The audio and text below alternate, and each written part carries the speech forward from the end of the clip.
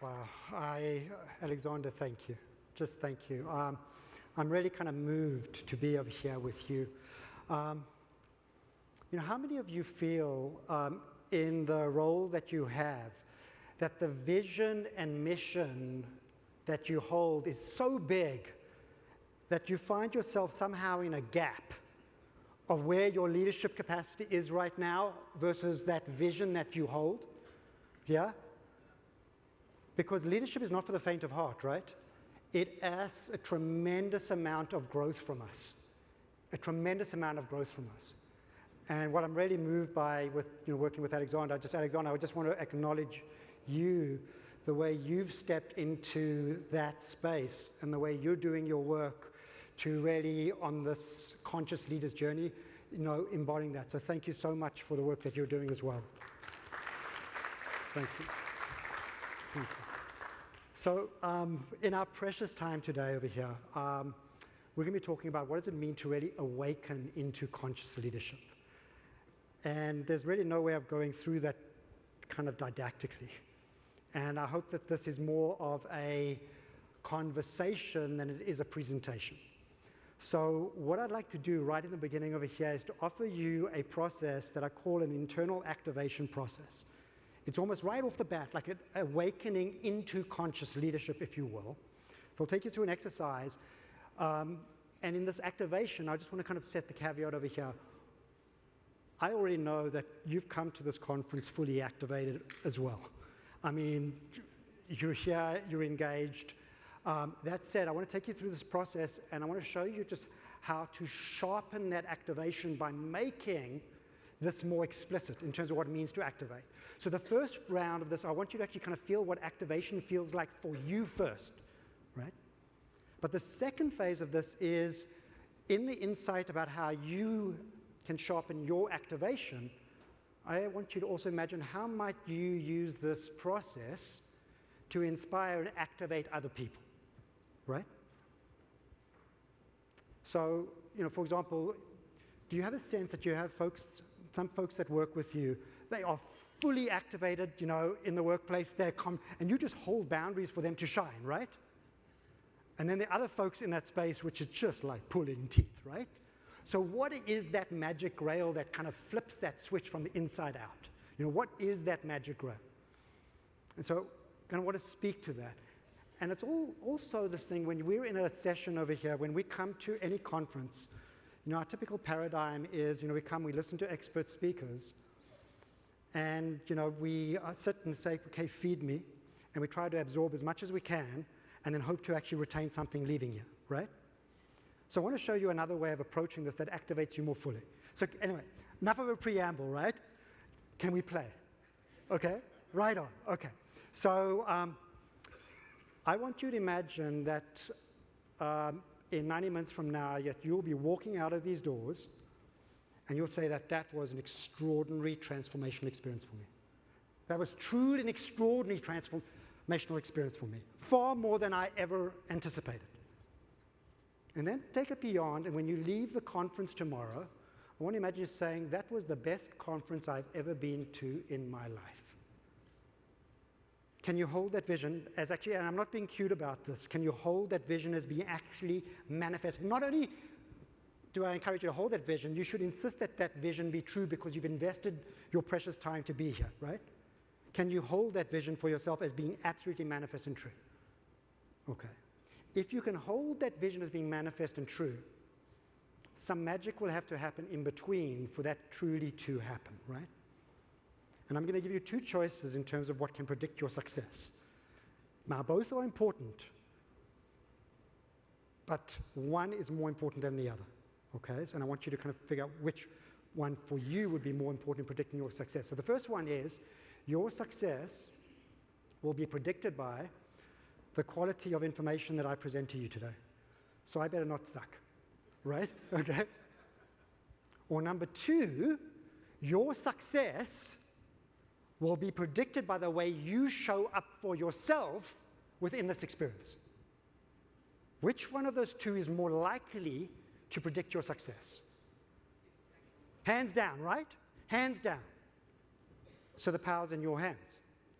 And so the first concept here is, when you think about how you might activate others, is people embrace what they create.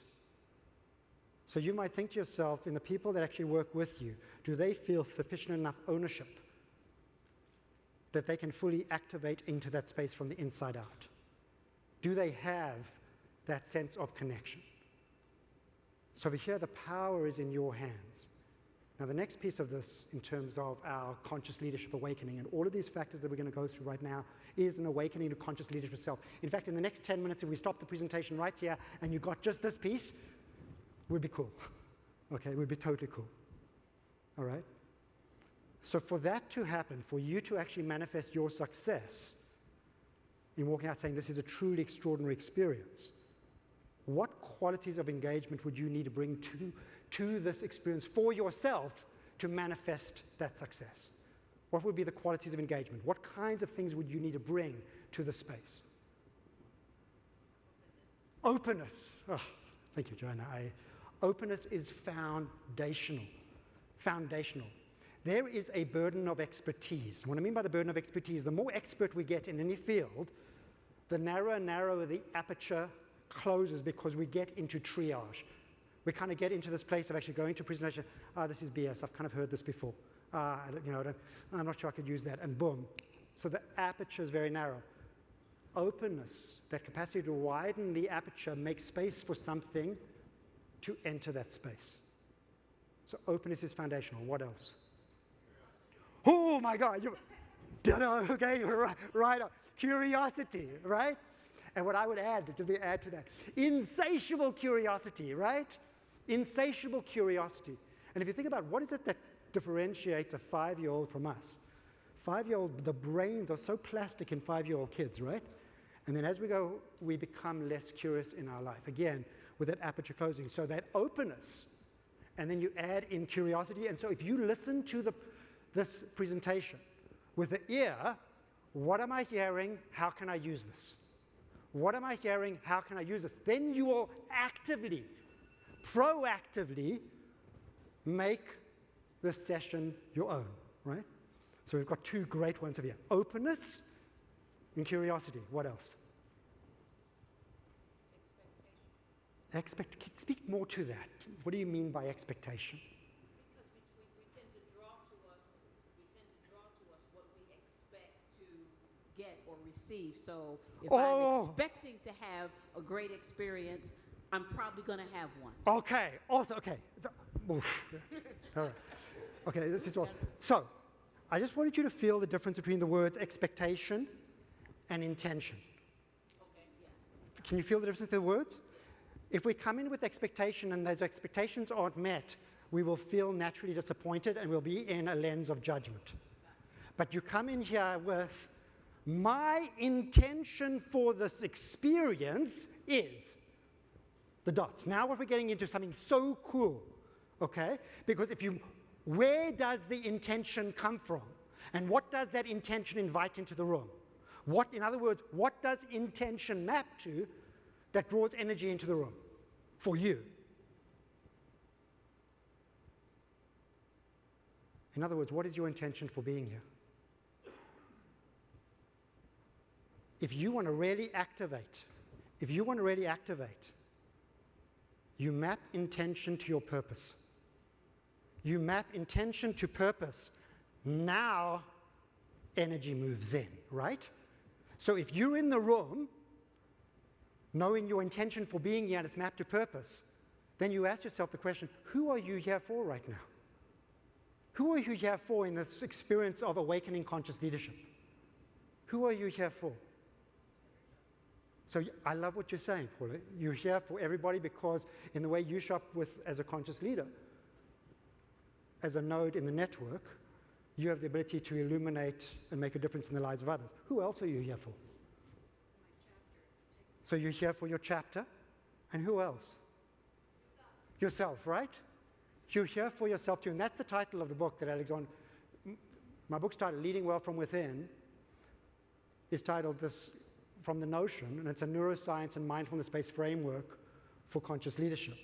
The premise is if we want to lead well in the world, the first place we need to know how to lead is lead well with inside ourselves. Fundamentally knowing how to navigate stress, uncertainty, and self-doubt, and have the capacity to focus on what really matters.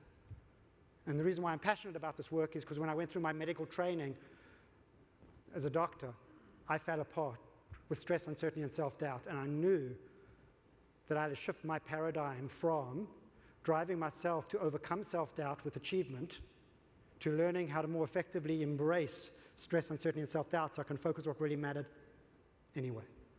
And that's been my insatiable curiosity in terms of how do we do this and what are the science-based skills and practices that empower us to do it, which is a big part of our presentation over here. So we've got some good ones, right?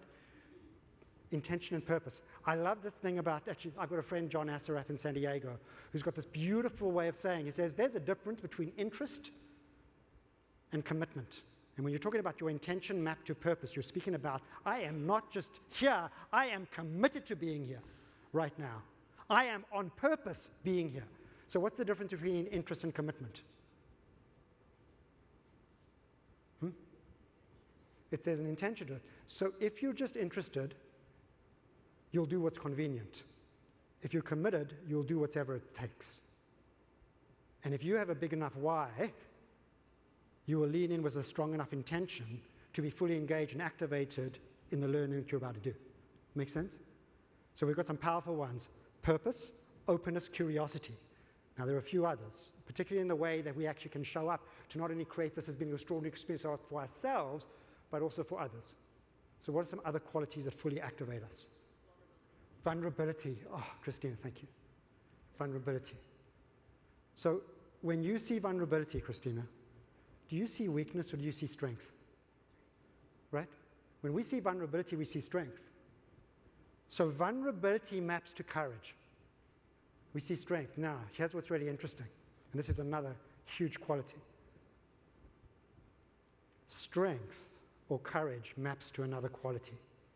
And this is really kind of the heart of conscious leadership as well as resiliency. So what does courage map to? In other words, what does it take to be courageous? Huh? What do you mean by fear? You can't be courageous if you're not fearful. Courage is overcoming the fear despite it being there. Exactly. So we're not going to get rid of the fear. So it's ability to transcend the fear. So you need this capacity to transcend the fear. So there needs to be, what is the capacity that enables you to transcend the fear? And we're talking over here not about physical fear, right? We're talking about psychological fear, psychological danger. So the fear of being vulnerable is I could actually share something, or I could make a mistake, or at my company I can take a risk as a leader. I'm exposed over here, everybody's watching me. I can take a risk and take a step, and what could happen? Failure. You could fail, right? And what's the consequence if you fail, then what? Well, you might learn, but you might not. Because here, what typically happens, what are we most fearful of? When we make a mistake, what are we most fearful of? Judgment, right? We're fearful that other people might judge us or they might reject us, right? That's a big, but that's not the biggest fear. That's not the biggest fear. Because what cuts deeper than other people judging us? Judging ourselves and the self-doubt. Because ultimately, when we fail or when we make a mistake,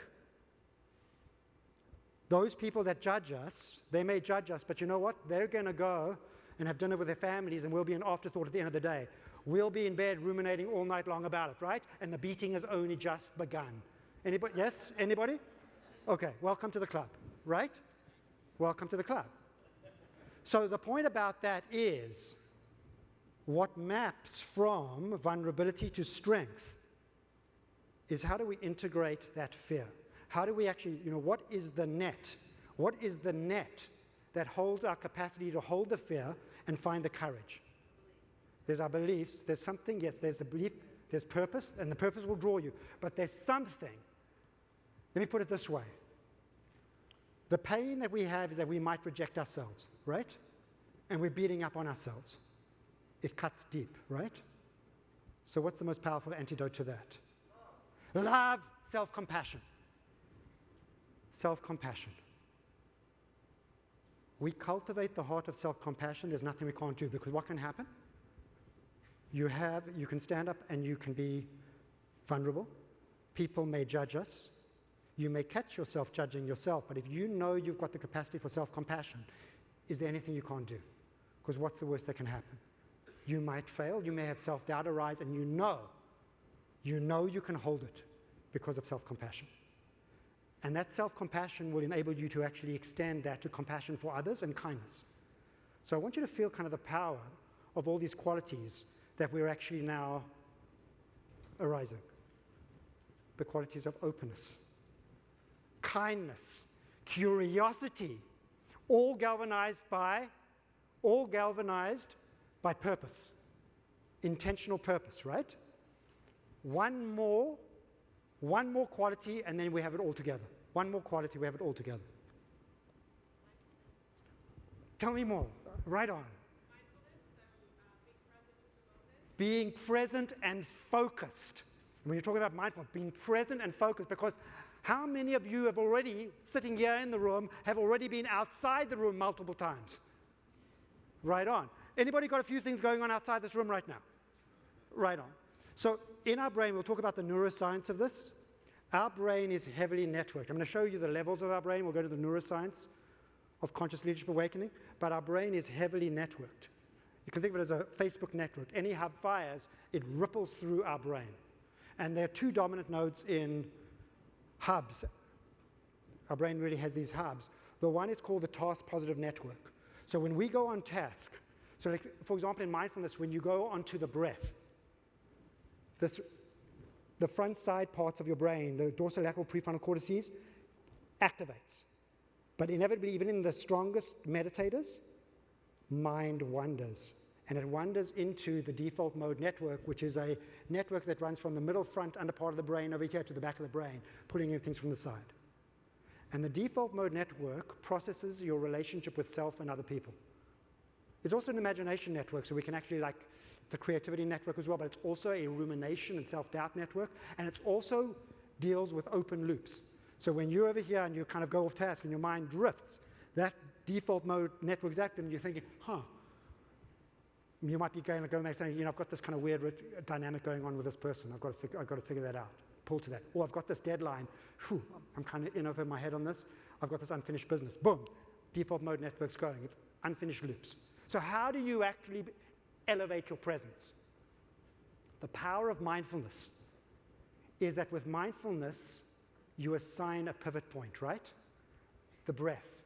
So when your mind wanders, what do? You catch yourself and you come back to the breath over and over and over again.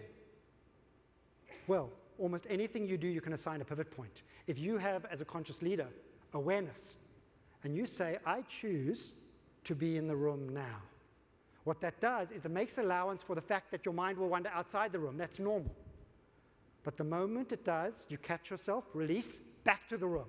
And that will increase the presence of how much time you're going to be in the room. So let's say maybe beforehand, without that activation or that focus, I might be in the room 40% of the time. 60% my mind's out. But if I go into catch and release, back in, back in, back in, even if you shift that by another 20%, that presence will create so much greater activation, right? And by the same token, if you go home for dinner with your kids, oftentimes we think about what happened early in the day and what we still have to do at night. How about if we just go to the dinner table and we say, that's my pivot point. My family is my pivot point right now. So when my mind wanders, I'm back to my family over and over and over again, right? Presence. Presence. Now there's one thing that's going to pull your attention outside the room more than anything else. Which is the one thing that's going to pull your attention outside the room more than anything else? Thank you so much. The cell phone, right? So I'm going to ask you to do something, and I want you to feel what happens. I'm going to ask you to take your cell phone off the table and put it in your pocket. And I want you to notice what happens. Okay, so what is your experience? And I know some people actually, you may have to go into a diversion program on that one. Okay, tough, right? I'm taking note. Oh, okay, so here's what's cool. I'm going to send you my slides after the presentation. Okay, I'll send you my slides, and we're going to put it into the app, and there's a link that where you can download all of this. So I just want you to have that experience of being fully present with it. How many of you felt some kind of relief? Right on. I really encourage you to actually do cell phone-free meetings, to do cell phone-free dinner engagements. When you go out with a friend, notice what happens when the cell phone is on the table in the coffee shop. The meta message is something more important could be happening, and notice what happens to the presence of engagement when you do so. So now, do you feel activated? Or maybe you feel just pissed off with me because I took the phone off the table. All right, God damn you. Okay, right. So I want you to think about these qualities, and I want you to think about how these maps to actually conscious leadership, and what it means to actually inspire this in those around you. What if people were fully embraced what they created? They took full ownership, and they engaged in whatever they were doing with openness, kindness, curiosity, focused attention, all galvanized by a sense of deep purpose. Okay, we're done. Good night. Now what I'm going to do is I'm going to weave into the structure of this, showing kind of how that is so powerful in terms of being the core qualities of activating conscious leadership, awakening conscious leadership. So let's start out with a question. Big question. What is conscious leadership? What is conscious leadership? We have a mic here. And I know, so this is one of these places that if, I know I'm inviting vulnerability into the room right now because the people are saying, shit, I'm at a conscious capitalism conference. Don't ask me to actually say that. But who would like to just share? What is conscious leadership? Well, just think about this. Let's start out. What is leadership? And then we'll add in the conscious piece to it. What is leadership? Wow, God bless you. We are cruising now. Yeah. We're right on. Hey, that's Mark Donahue from Life Guides, and I look at conscious leadership as having true empathy for all stakeholders and truly being committed to creating a positive outcome for all parties. Beautiful. So what you're describing is two things. You're describing connectivity, and in that connectivity, you're describing that leads to positive outcomes. This is Rand. Hey, Stagen, Rand, how you doing, buddy? Since the mic was right here. Okay. So for me, and I think it's a really important question for all of us, Yeah. the idea of awareness and that conscious leadership is about having the awareness to be able to be choiceful. Yeah. Beautiful. So this is actually gets into, because I believe, right, that the heart of conscious leadership is mindfulness. And we'll come back, we'll talk briefly about mindfulness later on. And I think the simplicity of mindfulness is the power of a leader to be able to notice and choose. Notice and choose. Yep. Now the power, I want to offer you, there are so many definitions. I want to offer you a definition, one of the definitions that I find most resonant is leadership is an act of influence. Leadership is an act of influence. I want you to hold that in your presence right now. Leadership being an act of influence, because there are a number of things that actually arise from that insight. One of the things is that you begin to realize that while leadership might be an act of influence, that may be necessary, but it's insufficient. Meaning this, at the extreme, you can think of Hitler as being a very influential leader, right? So conscious leadership is influence tied to noble purpose. It's got a valence to it. So now when you think about leadership as being an act of influence, I want to encourage you to think about, where do you have influence in your life? Where do you have influence in your life? Where are some of the places you have influence? Family, right? You lead at home, right? Well, not really. Okay, we'll talk about that. We'll do a whole session after that, right? Okay, so we have influence at home.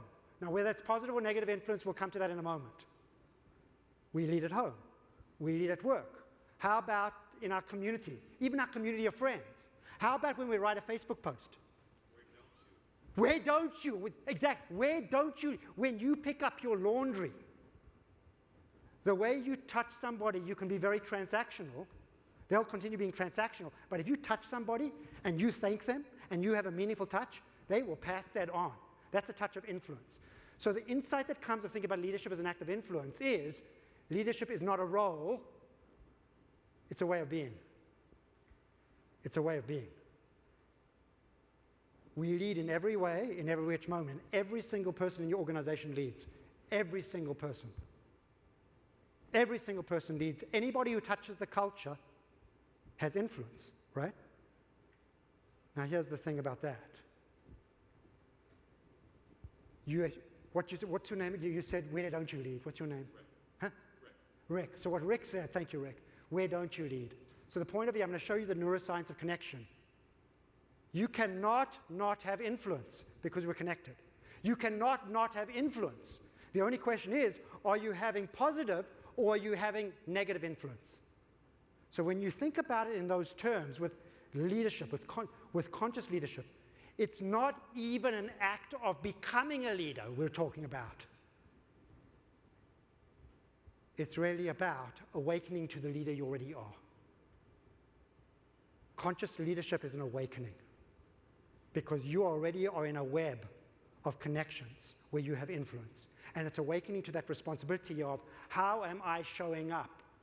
How am I leading to contribute influence to my network around me, and how is that rippling out into the world, right? That's why we did the activation process early on, because when you show up with openness, kindness, curiosity, galvanized by noble purpose, what kind of influence is now rippling out into the world? See the difference? So now you're awakened into that. So let's now talk about, there's some science around the science of high performance and low performance influence. And this is embodied by something I've been talking about for many years, which is the reactive and creative mindset, right? A reactive and creative mindset. And you can think of the creative mindset maps into high performance leaders and the reactive low performance leaders. So I'm going to ask you, I want you to think about the most influential leader you've ever encountered. Somebody who's truly inspired and made a difference in your life. What are the qualities that they hold that so inspire you? Love. So they relate well. They connect well. Right on. Thank you, Glenn. They have purpose. They have vision and purpose. What else? Passion. I love that one. Okay, passion. Inspiration. Right on. What else? Congruence. They're authentic, right? They have authenticity. What else? Compassionate. Right. What else? Huh? They're humble. They have humility. This is fundamental. One of the things that really separate a high-performance leader from a low-performance leader, high-performance leaders lift you up, as opposed to low-performance leader, what do? Put you down. That's the biggest distinction. So now let's talk about low-performance leaders. Think about leaders that have tortured you and made you bristle. Okay? What kind of qualities do they hold? Insecure. They're insecure. So they lead by ego intimidation, and how does that show up in their behavior? Persecution, so they can be very autocratic and they put you down, right? They can persecute you. They intimidate you. Dualistic, can you say more? It's me versus them. Yes. Good versus bad. Yeah, and you know what's funny? When you said dualistic, me versus them, I was thinking of, about Corey had the presentation earlier on about duels. I'm literally thinking dualistic means I'm standing in a duel with somebody, right? It's black and white. Black and white, trust, right? They erode trust in the organization. Huh? Absolute, managed by fear, my way or the highway, black and white, right? In other words, very rigid. Lack of integrity. And who are these leaders in service of? Themselves, as opposed to high-performance leaders? In service of something larger than themselves. So these domains, I've been speaking about the reactive and creative mindset for a long time. And I had my homegrown instruments trying to kind of do pre-post assessments when I work with organizations. And then lo and behold, I found this organization, the Leadership Circle, who've actually quantified, and they use the same words, the creative and reactive mindset. And they have a well-validated instrument. They do 360s, both individual leadership 360 profiles for leaders, as well as culture snapshots. These are the domains and subdomains of high performance and low performance leadership, and all I'm doing is I'm putting a framework around what you already shared. So high performance leaders are achievement oriented. They're purpose and vision, they're strategically focused, they're decisive, and they get results.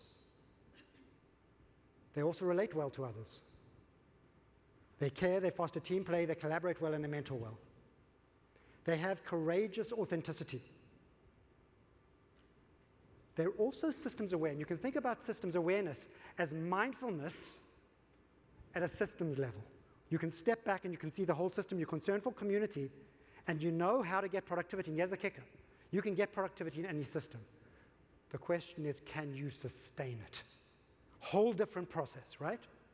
These leaders know how to sustain productivity without burning people out. And then they are self-aware, fundamentally self-aware. They are personal learners, they have composure, they have balance, and they are selfless leaders in service of something larger than themselves, in distinction to the low-performance leader, who through the threat of ego will take one of three stances. When we are already filled with self-doubt and we're trying to overcome it, one stance is we might actually move towards people seeking validation. So these are leaders that become overly pleasing, conforming, or passive. These are wishy-washy leaders and they just don't take a stand. So the flip side of autocracy is overly pleasing, same dynamic. Or they can be overly protective, and in very smart organizations, people use intellectual domination, and they'll become arrogant, cynical, and critical, and distant. Or they'll become autocratic, controlling. They are driven to prove self-worth because of the fear of underlying self-doubt, and they are perfectionistic, right? Does that connect? Okay. And you might be saying right now, looking at this and you're saying, holy shit, I'm on both sides of this equation. How many of you can relate to both sets of high performance, low performance, even on the same day? So let me just say, there's an implication of this. This is their data. This is their data. The more a leader is perceived to have a creative mindset, the more effective they are as a leader, and that is associated with sales and revenue growth, market share, profitability, return on assets, quality products and services, new product development, overall performance. It's not soft skills. Here's the data over here on the reactive mindset. It's inverse, right? Not soft skills. And this, by the way, maps to Raj Sasoja's, to Raj's data, which is when you look at the firms of endearment, they outperform these companies that actually tracked, over a 15-year period, outperform the S&P by 14-1. That's another congruent data point. And I'm going to show you the neuroscience of why. It's not magic, it's biology, right? And here you said, maybe just as a show of hands, whoever here can relate to both sets of high performance, low performance qualities, even on the same day. Welcome to the club. We oscillate between these capacities literally in a very, very dynamic way. We oscillate between them, right? Why? Why do we oscillate? Because we're human. Thank you, Paula. Because we're human, because these capacities or these qualities map to very specific regions and networks of our brain that we all have. So for us to really fully awaken as a conscious leader, this next piece is knowing how your brain works so you can know how to better work your brain. That gives us the foothold into another dimension of awakening. Make sense? So I want to kind of just share you, in medicine I learned neuroanatomy, neurophysiology. I'm not going to do that. I'm going to give you a view on what I call practical neuroscience. Okay? And we'll explain this in the framework of something called the organizational structure called the triune brain structure. Anybody heard of the triune brain? Okay, a few. Now, the triune brain is an evolutionary model of the brain put forward by Paul MacLean at the National Institutes of Mental Health in the 1960s. And in this evolutionary model, the brain develops from the bottom up and the back forward. Now, that said, you will go online and you will see that there's a lot of neuroscientists who will say this model is overly simplistic, and then they'll take debates between reptiles and mammals and they'll go down that rabbit hole. For this work, I find it actually extremely helpful. So triune means three. In this evolutionary model, we've got three main developmental areas of the brain that track according to the absolute capacities that we need to thrive as a species. And the first capacity really speaks to, and we'll do a hand model of the brain over here, is the brainstem. So the first part of the triune brain is the brainstem. And this part of the brain is actually one of the most strongest parts of the brain in terms of processing speed. And this part of the brain is all focused on safety and survival. Fight and flight in here, this is control of heart rate, respiration, vital life centers. This is all safety and survival, and there's a part of this first part of the triune brain that maps into our reward circuitry as well. So it's pain and pleasure, very much survival. And MacLean called that the reptilian brain. Now, unlike reptiles that lay their eggs and skedaddle, we do something different as mammals. We suckle our young. So the next part of evolution gives rise to this constellation of structures represented by the palm of my hand and this middle center part of the brain over here called the limbic system, or the paleomammalian brain. And this part of the brain is responsible for our primal drives, pursuit of food, water, sex, pair bonding. So this part of the brain gives rise to affiliation, belonging, love and belonging. Now, emotions are distributed throughout the brain, but some people will say, this part of the brain, particularly this part that falls within the limbic system, there's a structure. I don't know if right there. At the tip of my thumb is the amygdala. The amygdala lays down emotional memory, and it is connected into your reward circuitry. And what we are doing all day long with each other, and by the way, your customers are doing this with you as well. We are doing this all day long, and this is powerful subconscious programming. Here's how we actually engage. We scan our environment going like this. Am I safe or not safe? Am I safe or not safe? Is this person or event a reward or a threat to my time?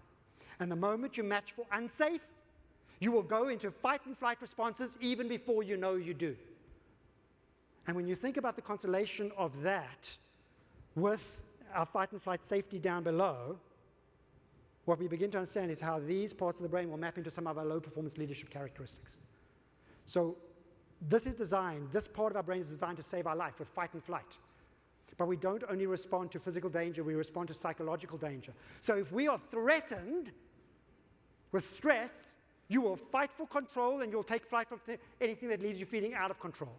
If you are threatened by self-doubt, you will fight to prove your self-worth and you'll take flight from anything that triggers self-doubt. Right? And that's just how the brain's designed to protect you. So you can see how that part of the brain will map into some of the low performance leadership characteristics in the endeavor to protect you from harm. And this brings us then to the third part of the triune brain, which goes over the top, which is the neocortex. The neocortex is what we think of as the seat of conscious awareness. It's the ability to actually weigh the present, imagine a better future, and figure out how we're going to get there.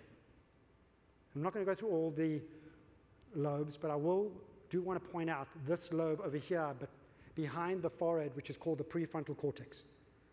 And if you were to designate essentially the CEO of your brain, this is the part of the brain that you would want to be running the show. And you'll see that this maps into a lot of the high performance leadership characteristics. So the first capacity it has is, you'll notice, it folds over the amygdala. So this is a part of the brain that gives you emotional composure. Right? In addition, there's a highway of fibers that come up from your gut intelligence, from your heart intelligence, radiating forward. These are the circuits that enable you to relate well to others. These are the circuits that integrate with empathy, compassion, social awareness. These are also the circuits over here of executive function, judgment, planning, abstraction, decision-making, as well as willpower to follow through on the decisions we make. So they enable us to achieve results. In addition, it's got another quality, something mindful, which is metacognition. This is our capacity to step back and notice the mental map of our brain, noticing our thoughts, sensations, emotions, and then saying something like, "Oi, there goes a damn crazy thought. Perhaps I won't act on that one today," right? So this is the part of the brain that gives you wisdom. It enables you to pause before you respond. Now, when you look about this part of the brain that gives you the capacity for significance, what you know in looking at these three parts of the brain, safety, belonging, significance, is essentially the brain maps against that. What is that? Maslow's hierarchy of need, simplified to 3 levels: safety, belonging, and significance. The brain is a genius engineering system that has basically engineered 3 capacities that explain how we've come to thrive as a species in the right order. So the first thing the brain does is it puts in, at the base, safety. Because if you look at us, we're not very imposing animals, not the fastest animals on the block, no talons. So if we are not hair trigger for safety, we don't pass our genetic material on. So the first primer of the brain is not joy. The first priority of the brain, safety first.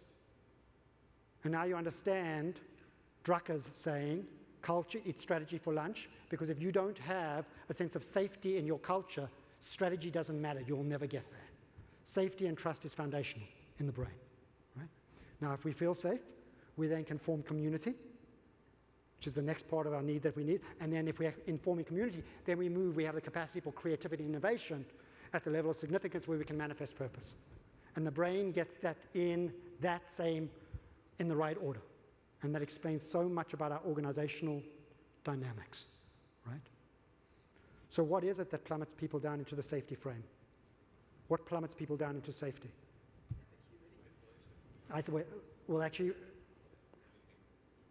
Well, there could be, the manifestation is isolation, but before you get to isolation, what drives you down? Fear, threat. And I've got to be a stress and self-doubt. It's not just stress and self-doubt. It is the threat of stress and self-doubt. We'll do it, right? And when we go into the safety zone, Daniel Goleman calls that amygdala hijack. We will forego love and belonging and what gives our life significance. So if you have an organization where you don't have a lot of trust, that's where our attention goes, right? There's a gravitational pull. But there's something that reverses. Now, Drucker had another great quote, acknowledging the entropic pull towards safety, because that's the strongest processing speed circuits in the brain. And Drucker's other quote was, all organizations are inevitably a mix of friction, confusion, and low performance. Everything else requires leadership.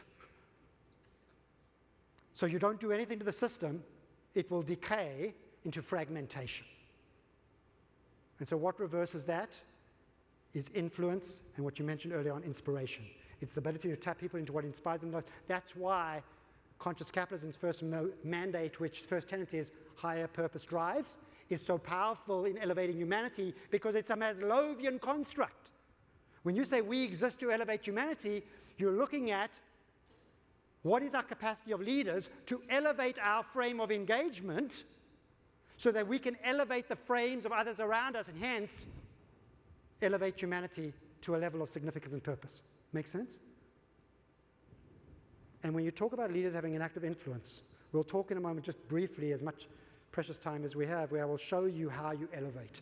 I will share with you the scientifically proven skills and practices that actually facilitate elevation as a leader. Because the question for a leader is, the mark of transformation as a leader is not the absence of reactivity, but the mark of transformation as a conscious leader is, what is your capacity for elevation?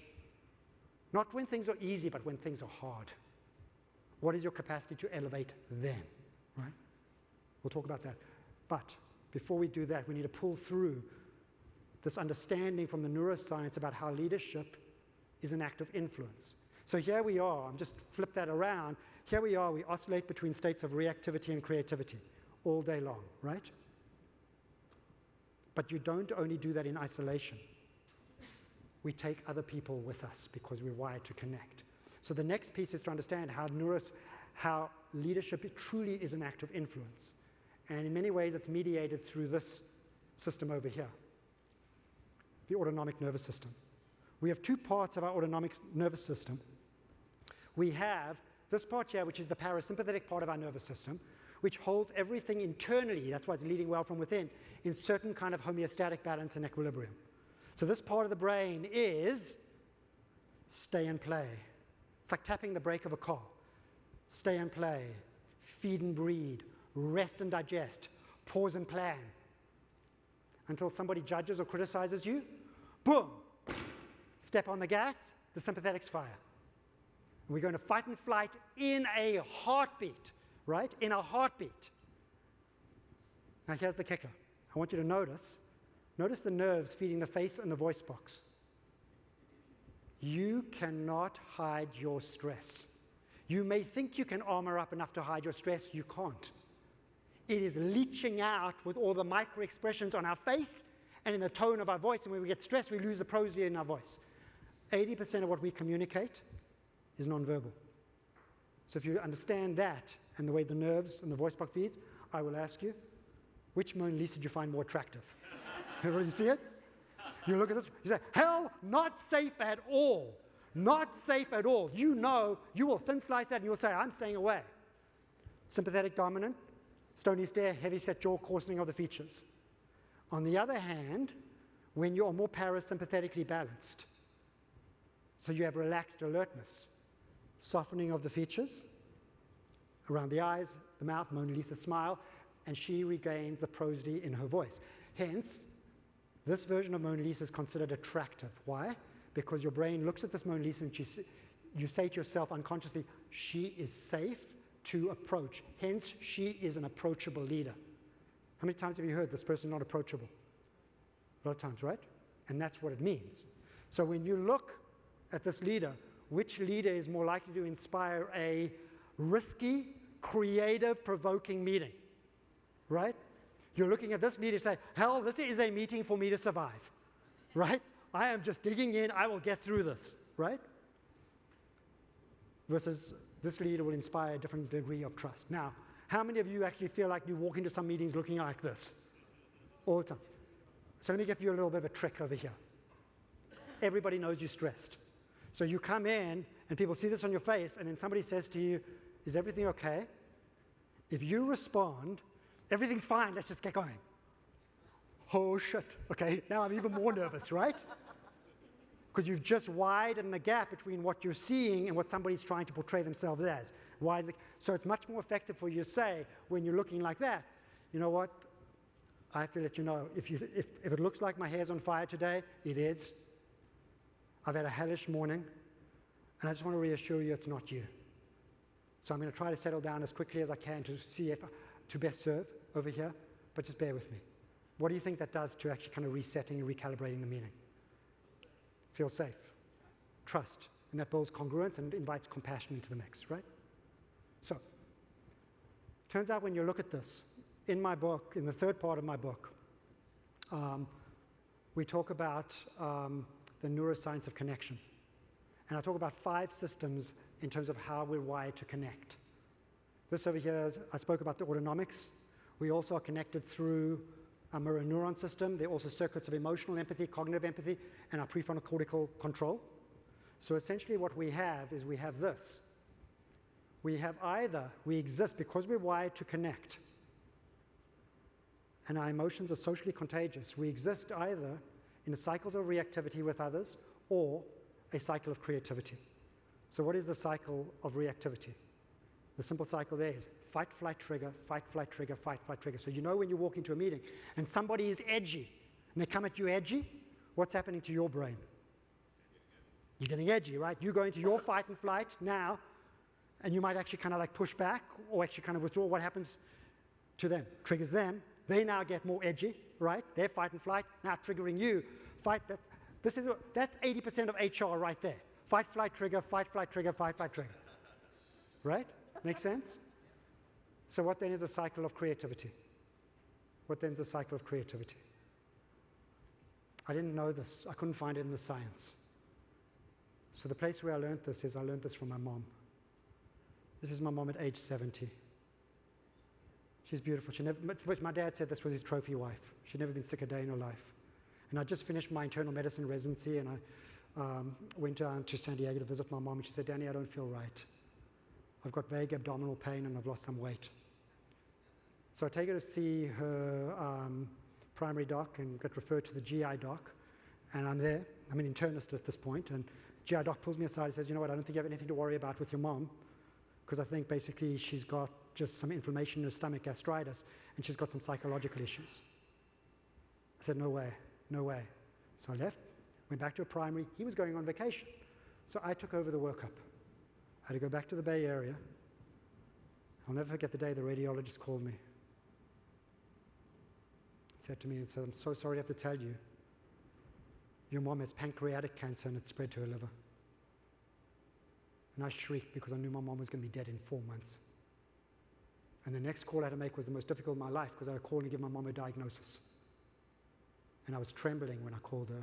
I said, Mom, picked up the phone. She was quite chirpy. She said, Danny, I feel great. I think everything's fine. I said, Mom, I am so sorry to tell you, you have pancreatic cancer and it's spread. And she was shocked. She said, oh my God, that's a silent killer, isn't it? She knew she was going to die. I said, Mom, hold on, hold on, hold on. I'm going to be down on the next plane. A short few hours, I walk into the house and I hold my mom in my arms. And I said, Mom, I promise you, this is going to be the richest year of your life. And it was. It was. Now, I don't know if you can see it on this picture as beautiful as Mom is, my mom was racked with insecurity. She was racked. She was very reactive. She was the kind of person that would suck the energy out of the room. If we didn't comment how good she looked or how good her cooking was, she would get angry. But the moment she received the diagnosis, I want you to think about what would happen if you got the diagnosis today that you only had 4 months to live. Shift your perspective. Where would self-doubt rank on your list of priorities? Pretty much vaporize that one, right? Vaporized. So for my mom, overnight, her self-doubt vaporized. All she wanted to do, she just wanted to be close to us. Think about what you would want. Isn't it about relationships at the end of the day, right? She just wanted to be close to us. And so instead of actually consuming attention, she started radiating love. This is my mom, a picture of my mom 2 weeks before she died. There's another kind of beauty over here. She lived, by the way, 13 months on love. 13 months on love. 2 weeks before she died. She's gaunt, but she's gorgeous. She's just radiating love, right? 2 days before she died, she was no longer awake, so we thought. And the rabbi came by, and he had lymphoma himself, he had cancer, special kinship with Mom. And he starts leaning down. We thought Mom had left already, and he starts whispering into her ear. And then he asks one of the most profound questions I've ever heard an individual asking another individual. And he goes down to her ear and whispers in her ear and says, Yvonne, after all these years, what have you learned is the meaning of your life? He asked the question of purpose. And we didn't think Mom was going to be able to open her eyes. And I was sure if she opened her eyes, she was going to say to get love, because she craved love all of her lifetime. And miraculously, she opens her eyes, and she says, to give love, to give love, to give love. And those were dying words. And so I said to a wise friend of mine, I said, my mom moved in an amazing place in her life, in a place of to get love to a place of to give love. And my wise friend said to me, but what if your mom had learned how to receive love in her lifetime? And then it dawned on me, the cycle of creativity is a cycle of receiving and giving love. That is the heart of that. It's the ability to receive others with empathy and understanding and give with authenticity and care. And now you understand why Raj's book is titled Firms of Endearment, right? I can tell how successful a company is by asking a very simple question. Does your company fundamentally run on fear, or does it run on love? That will bisect performance in a heartbeat. So we're wired to connect. We're wired to connect. And when you bring that back over here, and you look at the oscillation between reactivity and creativity, we don't only experience that in isolation, we experience in cycles of reactivity and cycles of creativity. And now you bring back Maslow's hierarchy. If we are in the cycle here of fight, flight, trigger, fight, flight, trigger, fight, flight, trigger, where are we going in Maslow's hierarchy? Down. We're going into the safety zone, we're foregoing connection and what gives us purpose and significance, right? On the other hand, if you're in the cycle over here of receiving and giving, where are we going? We're in community and we're elevating to purpose and significance together. That's it. We're either moving towards fragmentation or we're moving towards wholeness. That's the oscillation. And also when Raj is talking about the healing organization, ultimately it is the pathway of integration, moving towards wholeness on the way up. So when we understand how we're wired to connect, and you then bring back essentially this, and you begin to look at this now in terms of engagement, you begin to bring all these data sets forward together. So if you've got a high-performance leader and a low-performance leader, understanding how we're wired to connect in these cycles of reactivity or creativity, what happens to the engagement? There it is. This results either in a disengaged culture or an engaged culture, and we know from Gallup that you've seen cost and benefit, right? We've heard that ultimately about 70% of organizations run down that path. 30% run down this path. Why? Because of the brain's primary premise is safety. It's sticky. That's why when Raj says, All organizations are inevitably a mix of friction, confusion, low performance. Everything else requires leadership. So what does this mean now in the precious time we have left for us to do the work of fully empowering ourselves to shift from this reactive to a creative mindset proactively? What is that work? I want to give you a taste of that. So I believe that to be able to do this work, it's got to be simple. And when I say simple, I mean when you're in it, if you have complex theories, it's going to be hard to reach for anything in the heat of the moment. So it's got to be crystal clear and simple. And this is how simple it is. Think about the work of a conscious leader as a leader who has the capacity to shift by understanding how to both recognize the frame of engagement that they and others are in, and they have the capacity to elevate the frame within themselves and in the team or the organization at large. It's recognizing and optimizing frames of engagement. Make sense? What do we mean by frames of engagement? So there's a concept in leadership called frame control. Anybody heard of frame control? And what that concept speaks to is, and you'll have experienced it, because when you get into a team situation, you look around the room, don't you notice, well, there's somebody around over here who is holding the frame of the agenda and the tone of this conversation, right? Look around the room. Somebody's running that. Somebody's holding the frame of that interaction. Oftentimes it's maybe the most senior person, but not always. It might just be somebody who is complaining the loudest. And they suck everybody along because that part of the brain is so sticky. And the power is, when we're in that safety frame, we can feel like we're just discombobulated. We don't know where we are. We're waiting for the storm to pass. So if you can localize the frame you're in, say, this is where we are right now, boom, and have skills to elevate and shift yourself and others, powerful. Powerful capacity for conscious leadership. So we don't have time today in the precious time we have, but when I do this exercise, I usually have these large posters on the table, and I have people to actually then, we do the post-it notes to say, what does each of these frames sound like, look like, and feel like? And when you do it as social learning, everybody develops common language, so you understand, what is that, when are we here? And then you have a shortcut of saying, you know what, I think we're in the safety frame right now. You can shortcut it then, right? So I'll just give you a quick taste in terms of, it's Maslow's hierarchy, so there's a lot of functional things in each frame, including the safety frame. When it's adaptive, it's about actually building safety and security. Financial security is a part of safety, for example. But the safety frame, a number of these frames, they also are maladaptive, particularly safety. It's not that safety is bad, it's just that sometimes safety is too good. We go into our fight and flight and we overshoot, causing more harm than good. So if we are threatened by stress and self-doubt, this is the frame where you'll see a lot of fight and flight related activity, such as fighting for control, or fighting to prove self-worth, or taking flight from things. So this is where people become victims. They begin to blame, they begin to deflect. And these are not only have behaviors, they also have body posture, they have internal language as well. Body posture. Cut off. Right? Or how about this one? Right? Internal language is, what if in every catastrophe that could happen, if only in the regrets of my past, and what's wrong with me and what's wrong with other people. Right? So down in this frame, we often act like victims. Right? And when we're in a cycle of reactivity, it feels like we're in a storm, and when you're in that, you can't see the frames above. You just feel like you're in the storm waiting for the storm to pass.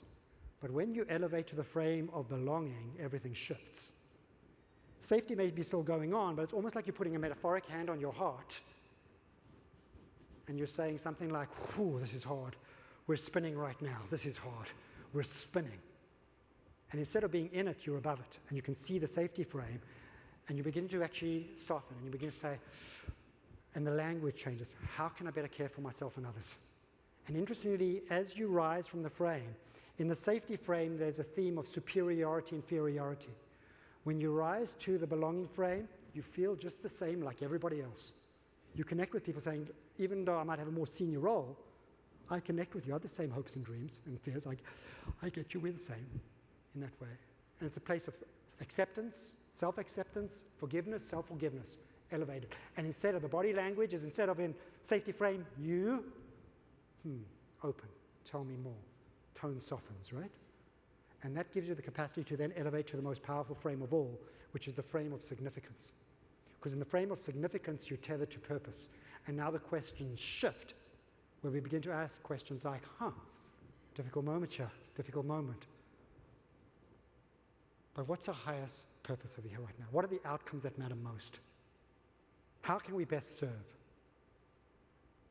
The questions shift, and from that frame, you can see all the frames below. You can see the safety chaos, you can see the capacity for connection, and now you're moving from a problem frame, victim frame, to a full creator, activator frame, where you're now focused on the outcomes rather than on the problems.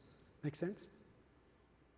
So if you can recognize, you can shift it. And the beautiful thing about frame control is every one of you have the capacity to be frame breakers, to be able to shift and influence and elevate the frame of engagement. And such, that's what it means to be conscious leadership, in my view. It is having the awareness and influence. Spoke about leadership being an active influence. Now we're more specific. It's saying it is having the capacity to influence the character and behavior of others for good. We have the ability to shift people out of a safety frame, when it's maladaptive, into a community and into a place of purpose and significance. That's our power of awakening into conscious leadership. So how do we do that? So once we've recognized the frames, how do we optimize the frames? And there's actually a really good formula that will dictate whether or not you're going to plummet into safety or you'll be able to rise to your challenges. Great formula. And the formula that dictates which way you're going to go is the formula of what is the relationship of the demands in your life to the resources you have to engage. And if your demands outstrip your resources, you will cave under threat. On the other hand, if your resources outstrip your demands, you'll be able to rise to the challenge. So the power of conscious leadership in shifting the frame is not only knowing how to work the demand side and streamline your demands, but how do you become more internally resourceful? And that gives rise to, there are two things, buckets I'm going to share with you right now. The one is mindfulness. And this is why mindfulness is so powerful. Because mindfulness, the way I define it, is mindfulness is a practice of paying attention with a sense of openness, kindness, and curiosity for what's ever arising in the present moment. Where have we heard those words before? Openness, kindness, and curiosity. Right at the beginning, right? And why are those words so powerful? The words are powerful because they map to Maslow's hierarchy of needs. When we are stressed, we want to close the door on stress, right? You close the door on stress. Have we made what's behind the door safer or more dangerous? Ironically, more dangerous. We try to protect ourselves by closing the door. Now we made it actually terrifying what's behind the door. So the ability to stand with a posture, I have the capacity to stand in the presence of what is, gives you a deep sense of safety. The kindness gives you the courage and capacity to step in because you know you can hold yourself. Elevates you to the state of love and belonging. And the curiosity, when you ask yourself, how can I best serve? When you become insatiably curious, that elevates you to the place of significance. That's the power of mindfulness. And that's why when I look at mindfulness, the simplicity you ran earlier on, mindfulness is simply the capacity to notice and choose. Notice and choose. It's that feeling you have when you're in a situation which is every fiber of your being doesn't want to do it because you're in the safety zone, and you're sitting at the table saying, somebody's got to speak up. And then you realize, hey, that may be me. And there's a part of you that says, don't do it, don't do it. And you actually realize that that's another part of your voice. And you say, you know, today I'm going to serve. And you choose and you take a step. And you claim new ground as a leader. You discover you can claim new ground. That's how it feels. Then there's another big bucket over here. And again, just being super brief on this.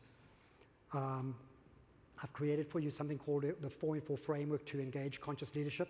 It's a 4-step process that helps you proactively shift between a state of reactivity and creativity. And if you're interested, I wrote this book, and everything's in the book. I mean, I didn't write it as the book as a marketing piece. The whole, if you want to go deep on this, it's available to you, and I'll share with you afterwards if you're interested in that. But, and so here's how this works. It's a 4-step framework, and it's got 4 components in each step, hence it's the 4. And it just simply deals with the model over here. Step 1 is the reactivity piece. Step 2 is the stress and self-doubt piece. Step 3 is the creativity piece. And step 4, the most powerful step of all, inspiration piece. So in step 1, you cannot effectively manage your reactivity unless you can recognize it first. So in step 1, we learn how to recognize and manage our reactivity. So you look at what is my reactive signature, and you do a deep dive on these inventories. What is my reactive sensations, thoughts, feelings, and behaviors? And if you can actually compassionately do that work and figure out what is my reactive signature, you will be able to pick it up earlier, in which point you'll be able to do something with it. Now, if you pick up your reactivity, doesn't mean we have to necessarily do something with it, because sometimes reactivity is highly adaptive. It's there to save our life. So the real question of calibration is, in this moment, is my reactivity doing me and others more harm than good? And if so, the 4 components over here is simple. Simple. 4 simple things. If you're finding a state of reactivity, frustration, irritation, you're about to lash out on somebody, these 4 things. First thing, pause. Why pause? Because the reactivity is running on very, very fast track circuits. By pausing, you give your wise part of your brain time to catch up. Fast reactive, slow wise. Pause allows that part of your brain to catch up. Then breathe. There's this belief we can't hack our the autonomics, but you can. You get access to the autonomics through the breath. And if you learn how to breathe, then actually what really activates and steps on the parasympathetics is the exhalation. So if you prolong your exhalation and you put a bit of pressure behind it, it's going to activate your parasympathetics and you'll tap the brake. So it's like 5 seconds in through your nose with a soft belly. You have to have a soft belly so your diaphragm can descend and your belly will expand with inspiration, as opposed to the chest breathing, which is the other way around. Soft belly breathing, 5 seconds in through the nose, 7 seconds out, pressure behind it. 6 breaths like that will put you fully activate those parasympathetics. That's all it takes. And nobody needs to know you're doing it around the table. And then this is a ninja trick. You name it to tame it. Based on studies at UCLA, what we've found is that on functional MRI studies, when you name difficult emotions, it activates the prefrontal cortex and deactivates the amygdala within seconds. Powerful. So you just think about that. What are we doing? Pause. A few breaths. Ah, there's anger. Ah, there's irritation. Just naming it to tame. So now we're not going, I'm angry about being angry, and I'm freaked out about being angry. Just naming it. Ah, there's anxiety. Ah, I see you, friend. Right? And then we consider our best response. And sometimes the best response is a graceful exit. If you're amping up and you're going to say something you regret, say something, look, my resources at this time of the day feel pretty low. Can we just come back and talk about this tomorrow morning or an hour? And then when you go away, just doing some basics, oftentimes we can get reactive just because we're hungry, thirsty, or tired. So getting some water, a banana or something like that, getting some glucose in your brain, all of a sudden it'll change the game. Right? And you think, what are the outcomes that will matter most? And then put yourself into a response rather than a reaction. Now, sometimes you can take the edge off your reactivity. It's very powerful. It's like popping a balloon. Take the edge off, and I can see things much better right now. But then it comes back over and over again. So sometimes the best response is going to the next step, which is going below the reactive responses to reframe the underlying stress and self-doubt that's driving those reactive responses to begin with. And that gets into a whole process of reappraisal, reappraising our experience with stress and self-doubt. In my book, I share about how you reframe your experience with stress, reframe your experience with self-doubt, and reframe your experience with the triggers of stress and self-doubt. Just for the purpose of this, I'll give you a taste of a reframe on stress and it will change your life. So when you think about stress, is stress a demand? Remember I said when demands exceed resources, you'll cave under threat. You're going to fight and flight. As opposed to, if resources exceed demands, you'll rise to the challenge. So for you, is stress on the demand side of your equation or on the resource side of your equation? Whoever you get stressed and say, cool, I'm stressed. Let's go. Sometimes. Commonly, we actually put it on the demand side. It's like, geez, I'm feeling stressed about being stressed, right? Turns out that the reframe over here is a matter of changing the nefesh. When you change the definition of stress, you change the physiology and you change your engagement with it. This is the most common definition of stress. Can I cope? How many of you connect with that definition of stress all the time? So when you get stressed, how empowered do you feel if this is your definition? It's like, shit, I can't cope. Now, we feel weak and we resent the people that are triggering our stress, right? Turns out that there are researchers at Stanford that show when you change the definition of stress, you convert threat to challenge. People rise to the challenge. They use their stress as a resource, as an asset, and they rise to the challenge. They say, man, I am amped. I was very amped before I gave this presentation. Very amped. But here is how I view my stress. Here's the definition. Stress is what arises when things you care about are at stake. Crediting Alia Crum and Kelly McGonigal from Stanford. That changes the game, because what it tells you, you don't get stressed because you're weak. You get stressed because you give a damn. And stress is just energy mobilizing in your body to help you take care of the outcomes that matter most. That's why we get stressed. So when I'm up over here and I'm super stressed before this presentation, I know why. Because I care about serving you. And so instead of standing there trying to get rid of my stress and pretend I'm not stressed, it turns into passion. It's like, I am amped, let us go, and it just pours out. And you feel that, right? That's where it's going. I'm using the stress rather than fighting it. Flowing changes the game. So here's the little mnemonic I've created for you. Let's get real with stress. These are the 4 components. The next time you get stressed, recognize you're stressed. And then the E is embrace. The usual stance is, let me get rid of it. But over here, remembering, it's energy mobilizing my body to help me care for what I care about. And then it goes to asking the right question. Oftentimes we ask the question, which is, how can I get rid of my stress? When the answer is, okay, well, that'll take me to my 2nd bottle of Chardonnay, right? But the better question is, what is it that really matters? And what are the smallest steps I can take to get to what really matters? The L then becomes, how can I leverage the energy of that stress to get me closer there? Totally changes your relationship with stress. Get out of the business of actually managing stress and get into the business of using it to serve the outcomes that matter most and the purpose you're moving towards. Step 3, so the first 2 steps are powerful steps for actually navigating stress. Step 3 gets into the world of positive psychology to say, now we're moving up Maslow's hierarchy. We've created a deeper sense of safety and security within ourselves. Now we're more free to go to love and belonging and significance. And this gets into positive psychology and the recipe for the flourishing life. My 7 factors here overlap with Martin Seligman's 5.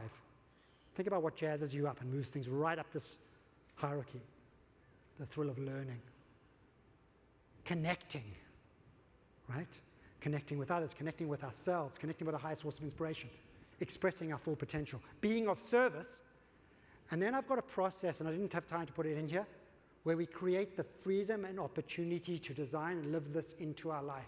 And I've got this process called vision, strategy, implementation, results that helps us optimize our health, our relationships, and the meaning, joy, significance, and purpose of our work.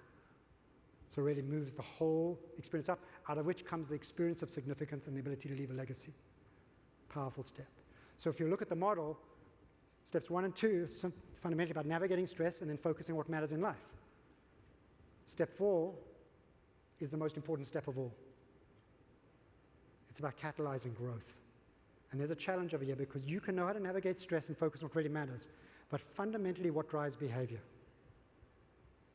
Fundamentally what drives behavior, it's so almost invisible, is that internal dialogue, that little chitty-chatty voice that never stops talking in our brain.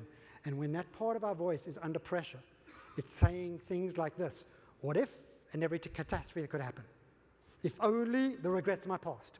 What's wrong with me and what's wrong with others, right? And that begins to actually put us into a loop that begins to re-architect our brain, and that internal dialogue leaches out and becomes the fabric of external conversation, which becomes the fabric of culture. So as leaders, the most profound part of this work is, what is the quality of your internal dialogue? When you talk about the most intimate part of conscious leadership, what is the quality of your internal dialogue?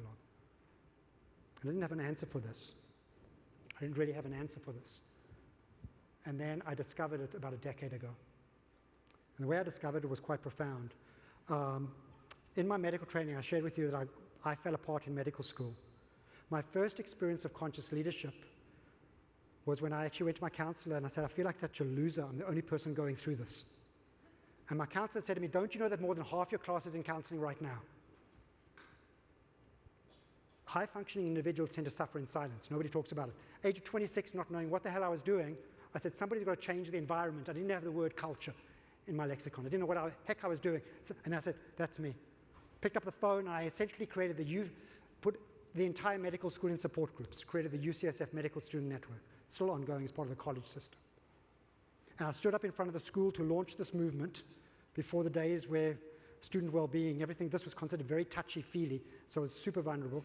And I spoke about the importance of modeling vulnerability, because in doing so, we could learn to become more compassionate with our own suffering that would help us become more compassionate healers, because we were watching all the doctors become strained of their compassion going through it. And that was one of the most profound, and I knew that that was the work I want to do. That was my first experience of leadership. And then after my residency, I was asked to become the first teaching fellow. And I love teaching, so thank you for this opportunity. It's just the joy of joys for me. And they said, what do you want to teach? I said, I want to continue working leadership and resiliency. And they said, no, you're not going to be able to do that. You have to do something more academic than that. So my second choice, this was when I was a fellow at UCSF, was to teach the faculty on something that was just emerging called evidence-based medicine. Anybody heard of evidence-based medicine? Amazing, quite a lot of you. So evidence-based medicine is now the standard by which all doctors are now trained to make science-based decisions. And I said, okay, I was just emerging. I said, I'll teach the faculty. There weren't any programs in the country at the time. Delivered that, and then 2 years later, I authored the first textbook in the country on evidence-based medicine. And I spent the next decade of my life training tens of thousands of physicians in every state in the country on how to practice science-based decisions. And a decade ago, I became depressed again. Because for me, that's the mind of medicine is missing the heart of this work. I had to come back. And I had the seminal moment when I was putting my son to bed, Dylan. He was 4 years old at the time. And I don't know if you've ever had so much self-doubt. For me, it was gonging. I had a mindfulness practice. And what I was seeing was gonging in my brain was, what's wrong with me, what's wrong with me, what's wrong with me? And it was so gonging so loud that I felt like my whole body was knotted up. Anybody connect that degree of frustration at times? Just locked up. And I thought, oh my God, I don't want to go on medication again. I don't want to go to therapy again. I thought I'd beyond that.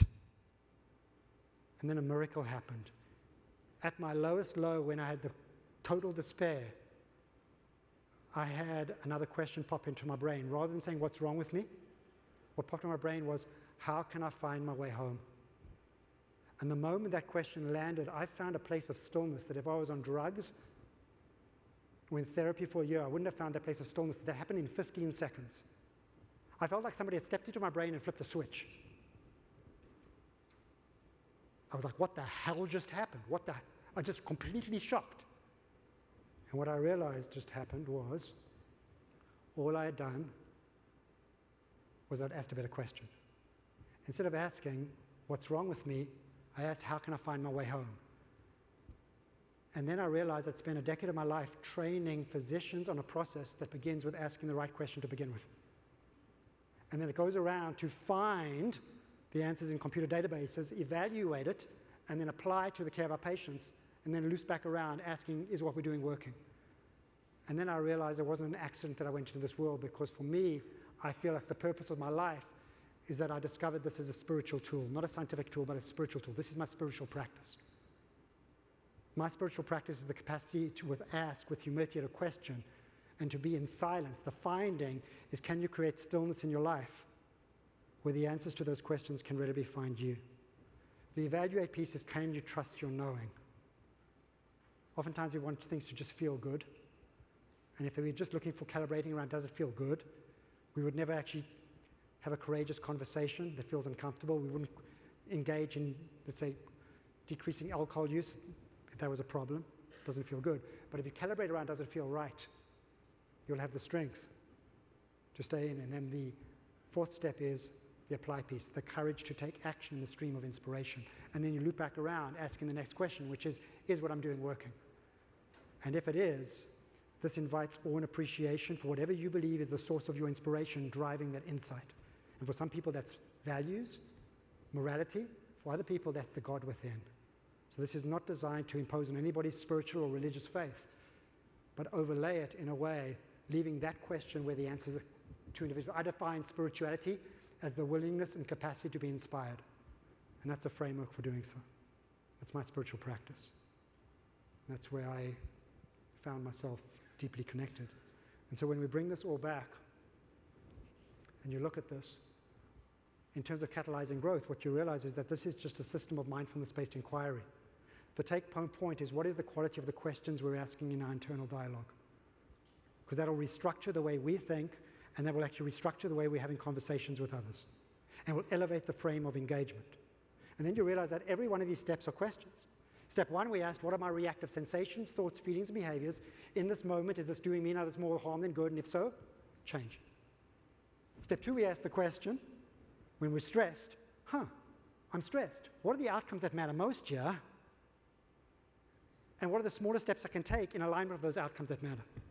Step 3, this is great questions. When you're in a room and everybody's complaining, and you rather pivot to ask the question, whoa, what's wrong with these people? What's wrong with these people? And you're the person in the room that says, whoa, whoa, whoa, whoa, difficult moment. What's it we're here to learn? How can we best connect with all our stakeholders? How can we best express ourselves? What are the outcomes here that matter most? Boom, elevates the frame of engagement. You're in alignment with the recipe for your flourishing life. Shifts the internal discussion first, and then you can shift the external discussion. And so let me just kind of help bring this all together in terms of what this means for conscious leadership, and then I want to leave enough time to actually close on a mindfulness, a community practice, because I want to just kind of leave you with an experience. Can we do that? But I want to just, would it be helpful if I share with you a little bit about how I do coaching? How many of you are coaches in the room? Whoa, my God, that's about the biggest. Okay, awesome. Okay, I'm about it. So does this, first of all, is this helpful so far? Okay. Right on. Thank you. So I want to give you a way I work with my clients, and you can duplicate this as well, whether you're coaching or you're actually leading a team. And this works like clockwork. Why? Because it's biology, right? So what happens is my engagement with my clients is I am present for my clients. We have standing calls every 2 weeks, an hour every 2 weeks. It's on the arc of leading well from within. But the real thing is the curriculum is not the book, or the real curriculum is their life. That's the real curriculum. And the model of my coaching is one of self-coaching. I know that if I'm an effective coach, I'm releasing dependency with each touch because I'm teaching leaders how to self-coach themselves, and then by understanding that, to be able to coach others to self-coach themselves so they can internally activate their companies from the inside out rather than the top down, right? So it's self-coaching. So the secret sauce of the coaching is I'm on call 24/7 for my clients. I want them to call me in a moment of duress. Why? Because in that moment, I know what's going on in the brain. I know in that moment the demands have outstripped their resources. These are very smart individuals with great decision-making capacity and great purpose and vision. But in that moment, the demands have outstripped their resources to engage, and so they have plummeted into safety, and they've lost access to the circuits of compassion or their circuits of significance. And my role as a coach is to help them access their capacity in the heat of the moment, because the mark of transformation is what is your capacity for elevation when times are hard. So when they call me initially, they're calling me because their prefrontal cortex is offline. They're in their limbic system, and they're looking for another peripheral prefrontal cortex, which is me, right? So now they're looking to resource up so they can rise to the challenge. But my goal as a coach is to bring those circuits online. So here's the simplicity of what I do. First thing I do, put a watch on it, take it to the bank. I just listen for 5 minutes, and I let them tell their story in a circuit of compassion, in a container of compassion. And what do you think happens to the stress level when we do that? So if they started at 13 out of 10 stress, what do you think it comes down to? Not even that low. It might even go to a 7. Why does that come down? Why does it come down? Well, you named it. The beautiful thing is you're no longer in your story. You're now rising above it, and you're actually now naming it, and you're seeing your story. And there's power of doing that in a container of compassion. To be able to tell your story in a place of compassion is powerful, right? And I'm very compassionate with my clients, but I don't affirm what I believe are maladaptive behaviors. I will affirm the suffering. So I appreciate how difficult this is for you. And then what happens is when it comes down to, let's say, 6 or 7 out of 10, I say, how are you feeling now? They say, I feel like a weight's come off my shoulders. And then I'll say to them something interesting. I'll say, have you felt me being compassionate right now? And I'm not looking for my own feedback or validation. That's not of any interest. When they say yes, they say, yes, I feel you being very compassionate. Then what I say is, how do you know? How do you know I'm being compassionate? And they'll say to me, because I notice the tone of your voice and your affirming words. I want them to understand what compassion looks like in the heat of a moment. Because my counsel then is I want to offer them, I said, the next time you feel this, how might it be different if you rotate that same tone and affirming words internally so you can be compassionate with yourself just like that. So they're building the muscle for self-compassion through that modeling. And then once we've claimed the ground of belonging, only when you've claimed the ground of belonging, because if you go straight to the solution before that, people will resist. But if we've claimed the ground of belonging where people feel heard, and they claim that ground, then we pivot to the ground of significance. And I simply ask, what are the outcomes you most want to see right now? What are the outcomes that most matter to you over here? And watch the eddy current when somebody says, I want to be right, because it's pivoting back to the ego. So I'll shift that. So do you want to be right? Do you want to be happy? We'll pivot back. And usually what it is that they want to actually reconnect with a relationship, or even sometimes disconnect from a relationship in a healthy way. Or they want to break through on a goal where they're feeling thwarted. And so once we clarify what the meaningful goal is, the significant goal is, then I ask the question, what is the smallest step? What is the absolute smallest step you could take right now to help yourself move closer to that goal? And then they'll have the magic word. They'll say, well, maybe I can do this. And the moment they say, maybe I can do that, particularly if they do it with curiosity, what part of the brain is activating? Prefrontal cortex. And they elevate. They literally are shifting when we're thinking about problems you're in your amygdala, when you're thinking about and envisioning solutions in your prefrontal cortex. You literally lift the energy in the brain because now you think about outcomes, and then the beautiful thing that happens next is say, well, maybe I could also do that. And then the momentum goes, and then literally that's when you get down to a 2 or 3. And right at the end, it's like, how are you feeling now? I said, man, I feel completely different. I feel completely different. So what's different? Oh, because I'm learning right now that I'm thinking more about outcomes than I am about problems, and I've learned that I can be kind to myself doing so. Powerful. And you do that over and over again. When people begin to develop the capacity to do that, they then develop the capacity to actually shift their team to do that same thing. Powerful. And that's what it looks to actually shift the frame of engagement. Powerful and simple. So, in this last part, when you look at all of this work, you know, when I showed you that we exist in cycles of reactivity and cycles of creativity, that map is incomplete because it's not a dyad. I don't know, how many of you are familiar with Frederick Laloux's work moving from the orange machine, for example, which is the metaphor of organizations is the machine, versus teal, which is moving in this organization where the metaphor for organizations is a living, breathing organism. Anyway, if you don't know I reference to the third part of my book, but please do pick up Frederick Laloux's book. It's amazing. Because when you shift the metaphor from the machine, where people are cogs in the machine, and you understand that really what we are all engaged in is a living, breathing network where people are nodes in a network with infinite complexity. What we realize, we sit in this network of these nodes, and each of the nodes have influence on the nodes around it.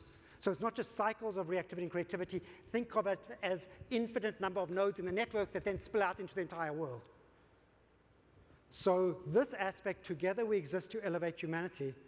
I want to take you through a process where we actually become connected in now, not just cognitively, we've actually had some of this experience here, but in our bones, where we feel it in the room. Can we end off on a mindfulness practice that will invite us into that experience of that? Would that be okay? Right on. Reinventing Organizations is Frederick Laloux's book. Yeah. So the first thing I'm going to want to do, I want to prime ourselves for this exercise, and I want you to notice what's about to happen to the energy in the room, okay? I want to invite you actually to all stand up, and I want you to find at least 3 people, if you're comfortable, and I don't want to put anybody on, but if you feel that this is, we're talking about kind of coming from a place of love, to actually find 3 people to give them a hug. And I want you to notice what happens to the energy in the room, okay? Now, actually, wait, oh, okay, okay, all right, actually, hang on. Whoa, whoa, whoa, whoa, whoa, whoa, whoa, whoa. Whoa, whoa, hang on, wait. Wait. I want to talk to, here's the experiment with a hug. Can I get a volunteer? Okay, okay, all right, well. Okay, right on, okay. Okay, so when you hug, do we go right to right or left to left? And what's the difference? heart to heart.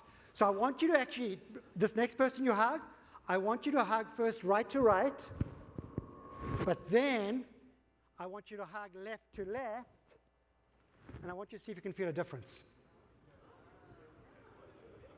Come here. Come here. Right to right, and then linger on that left to left. Yeah, thank you. Yeah. Can you feel a difference? Can you feel a difference? And the beautiful,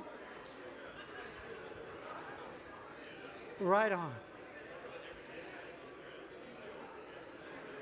You feel it? Oh, God bless you. Thank you. It's amazing. Maybe cry again. Hang on, we're not done yet. Okay, all right. So I want to invite you to take a seat. And after the session, I'm going to encourage hugs to go on liberally, okay? Right? Did you feel a difference going left to left? And you know the beautiful thing is, when somebody hugs you, the meta message when you pause them and say, hey, let's go left to left. And I'll say, why? Heart to heart. You just saying that to somebody, you're like, oh, brother or sister, I love you. Now come in. It'll be a different energy, different frequency. So I want to end off. I want to invite you to take your seats again. And what I want to do is I want to invite you, now that we're all primed, into a mindful experience. How many of you have a mindfulness practice? Wow, beautiful. Just gorgeous. Okay. So I want to just invite you to, begin with what's the so-called external posture, which is just a relaxed state of alertness, whatever feels natural. So I invite you to uncross your arms and legs. Assume whatever for you feels like a dignified posture, whatever that may mean. But really, it's whatever feels natural and alert for you. If you choose to close your eyes, you may do so. And I also want to say that if you're listening to this recording over here, that I really, please know you're included in this experience of connectivity in the room as well. So just want you to invite you to arrive in your seat. Just be present with wherever you are right now. No shoulds, just arriving, noticing whatever thoughts, sensations, or emotions you're feeling right now, without any need to fix, modify, or change anything. Just to allow yourself to let things flow through your field of awareness, pretty much like clouds passing across the sky.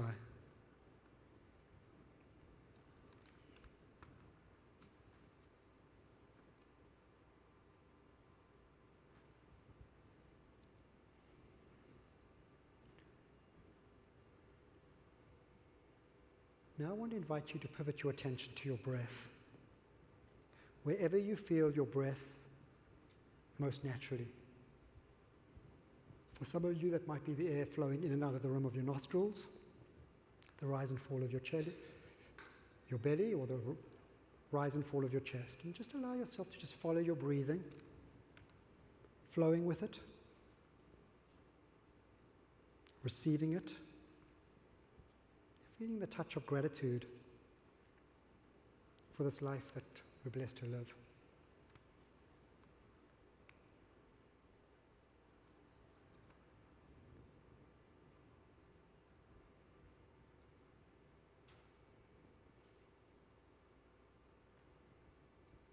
Now I'd like to invite you to bring to mind somebody who you love unconditionally, or somebody you feel loves you unconditionally, somebody who may bring a natural smile to your face. This could be a loved one at home, a dear friend, or it could be a pet. And just allow yourself to actually bring that person to your heart.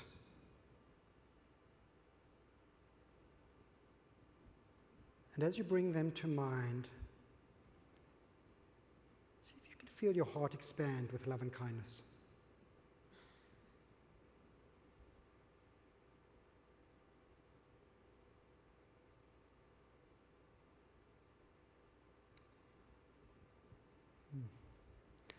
Now with this feeling of love and kindness in your heart, now imagine that you're breathing in through your heart. As you breathe in your breath through your heart, imagine that you're actually amplifying your breath with love and kindness.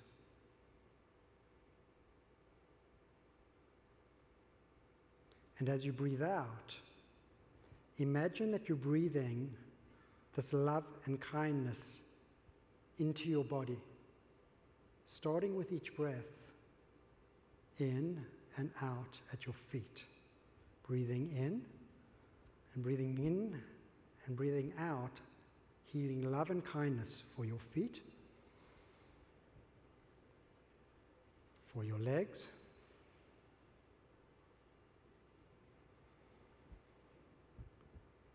for your thighs, breathing love and kindness now at your pelvis,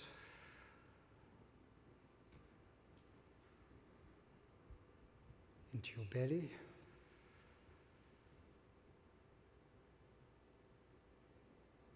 into your chest,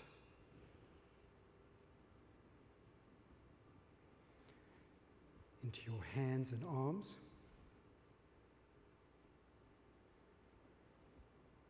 shoulders,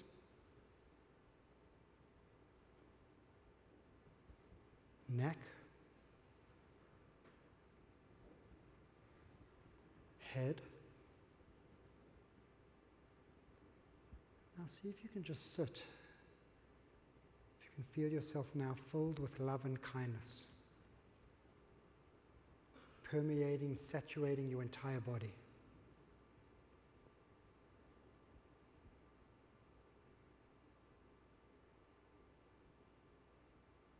And now as you're filled with love and kindness, imagine now that that love and kindness that's filled within your body is radiating out to touch everyone around you. Feel how your love and kindness is expanding. And as you breathe out, how this love and kindness is expanding as a deep wish for each other. Breathing out a sense for them, may you be filled with loving kindness. Allowing yourself to breathe in and breathe out the sense of goodwill, giving your loving kindness to each person in this room.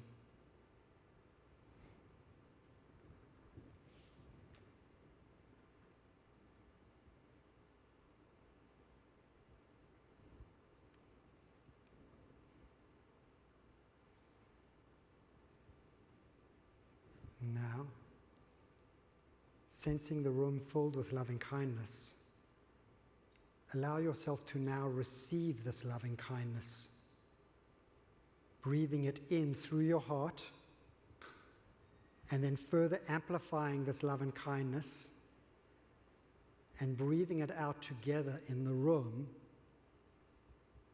sensing the ocean of loving kindness that we're all breathing into.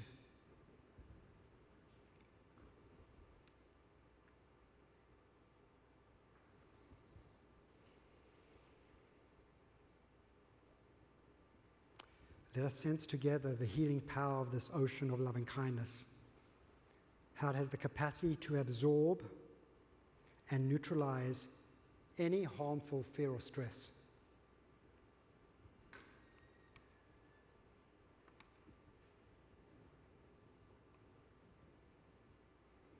And breathing in this loving kindness and breathing out into the ocean, giving and receiving love in an endless cycle of creativity. Let's envision how this vast ocean of loving kindness is forever available as a resource on your conscious journey forward.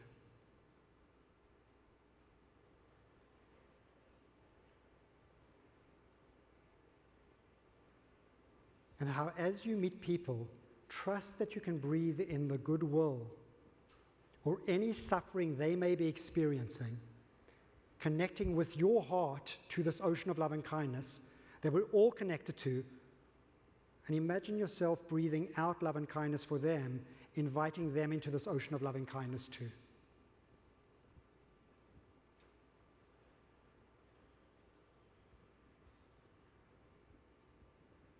and whoever you touch with your love and kindness. Allow yourself to imagine how your influence is now spreading as a gentle wave of giving and receiving love through their families, organizations, and the communities they serve, further expanding this ocean of love and kindness as a spreading wave of healing and inspiration that's manifesting our collective purpose to elevate humanity throughout our planet.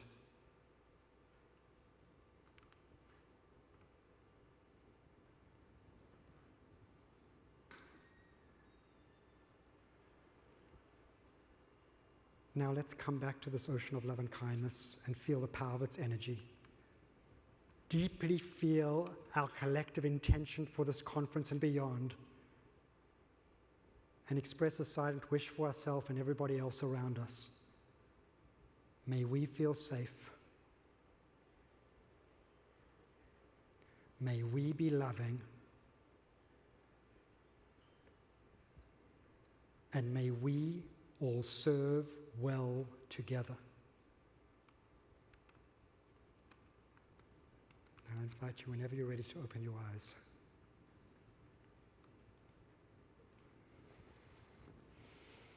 We're all forever connected by this. All forever connected by this ocean of learning. That's our tribe. We have access to this love and connectivity so that we can collectively do this purpose together. So I want to ask you, where we started this, as we wrap up this program, has this been an extraordinary experience for you? If this has been an extraordinary experience for you, who deserves the credit? Who deserves the credit? You do, right? You declared that your success is dictated on the way that you show up for yourself in this moment. You have showed up with openness, kindness, curiosity, presence, and now in common purpose. You have that capacity to take that and create extraordinary experiences in every aspect that you do within your company, with your family, with your communities. You have that full activation. It has been such a privilege to actually be here with you, and I just wish you well in your conscious journey ahead.